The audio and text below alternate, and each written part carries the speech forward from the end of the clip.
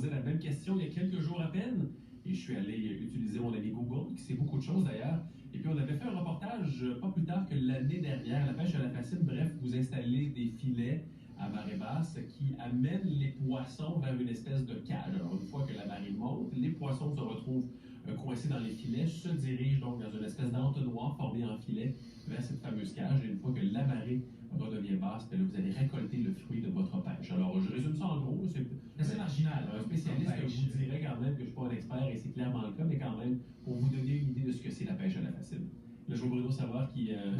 Moi, je vous écoute, puis je sais que vous êtes un spécialiste de la pêche. Alors imaginez de où je partais. Ouais, mais attends un peu, spécialiste de la pêche, c'est pas tout à fait vrai. J'aime beaucoup la pêche, mais je suis la plus grande aubaine de l'industrie de la pêche.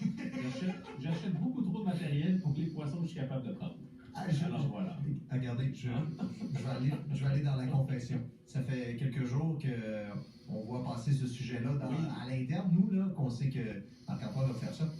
Et je pensais que c'était une sorte de poisson. Bon, la fascine. Alors, la fascine, non, c'est la technique. Alors, j'ai fait comme vous. Je sais C'est la place, c'est une variété de Je savais qu'il y avait un reportage sur la pêche à la fascine qui s'en venait. Puis là, je me disais, c'est une variété de poissons. Puis, tu sais, je savais que le reportage n'était pas diffusé ni hier. Là, aujourd'hui, il est diffusé. OK, je vais m'informer.